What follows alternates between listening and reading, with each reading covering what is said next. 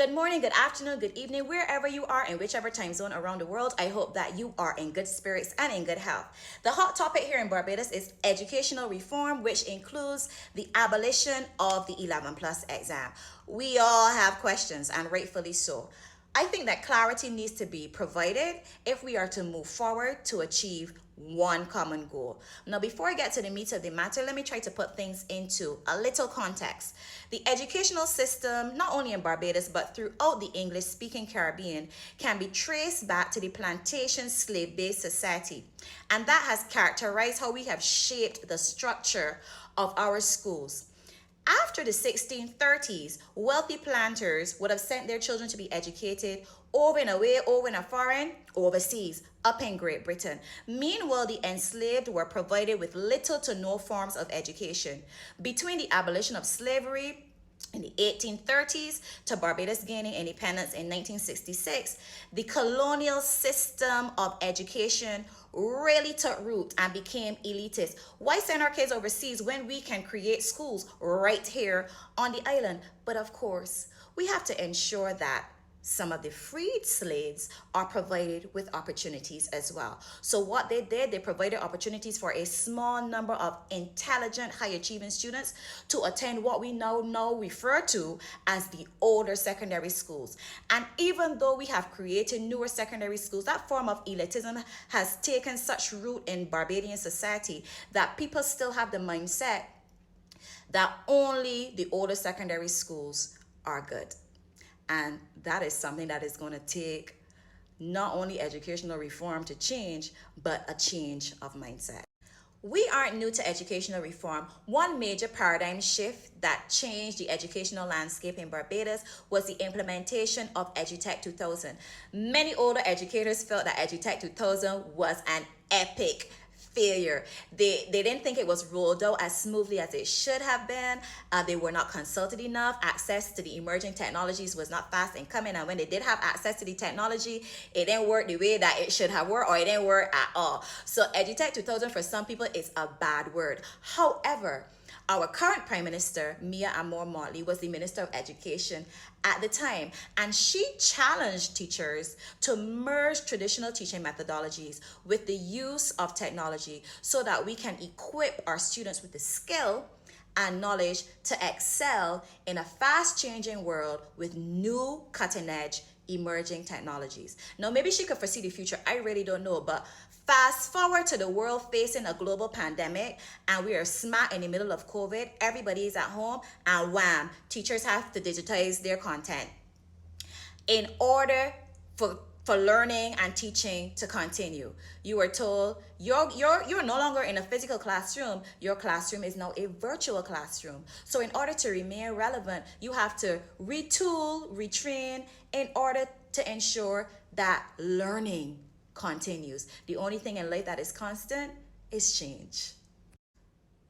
We later had the implementation of the CCSLC, which is a school leaver certificate that tests the students' mastery in subjects like integrated science, social studies, Spanish, English language, and mathematics. Then we had TVOC taking center stage with the implementation of CVQs, and we felt that this was an excellent move in the right direction because it provided the opportunity for students who were more skilled and hands-on to receive certification. However, the CVQs are as equally weighted in academia as they are in the practical. Go figure. Next, we have the Junior Schools of Excellence and the Academies of Excellence. The Junior Schools of Excellence were viewed as feeder schools, like middle school. Students aged 11 to 14 would study 21 subjects in order to gain a placement in an Academy of Excellence. The Academy of Excellence, the students aged range between 15 to 18, and they would pursue certification in CXC and CAPE subjects. Now, each Academy of Excellence specializes in a particular area. So you would have visual and performing arts, culinary arts, humanities, sciences, and so forth, just to give you an example. And I am assuming now that that concept is kaput, no more. Moving on, yeah. We were told that the 11 plus is scheduled to be phased out by 2028, but what will it be replaced with? Minister Chad Blackman stated that the new model will see students being assessed via national standardized tests in the subjects of social studies with citizenship and science, English language, and mathematics. All right, no problem. That stands for 50%. The other 50%, I am assuming, is continuous assessment where students will present on topics studied. They will do projects, they will do reflective writing in journals, they will take quizzes. I'm just hoping that in all of those projects, students are able to present orally and they are encouraged to use their creativity to show that learning has taken place and that it's just not limited to writing. Okay, all good so far. All right. This new model is supposed to track students in class 3 and class 4 so that by the time they're ready to transition into secondary school, they have a full comprehensive report that is sent to the secondary school that they will be entering.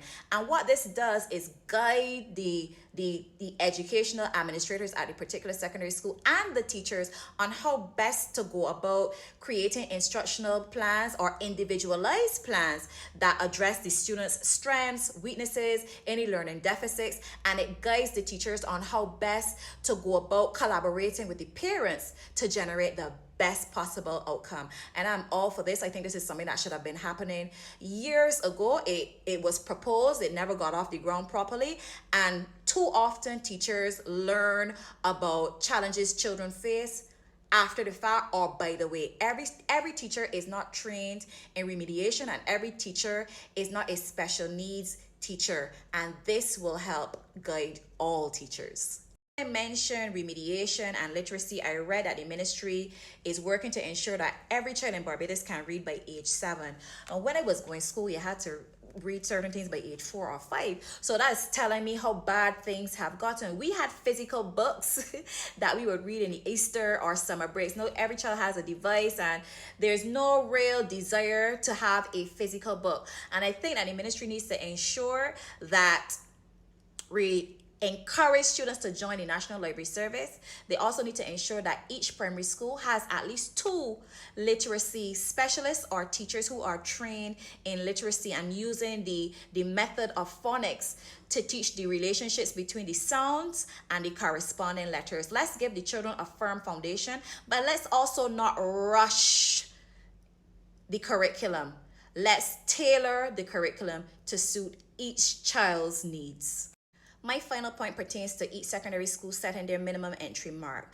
50% is supposed to come from within the catchment area, the zone that the school is located in, and 50% outside of the zone. Now we know Bajans is lie about where they live and where they work and all sorts of different things because they want their children to go to certain schools. So why are we going that route?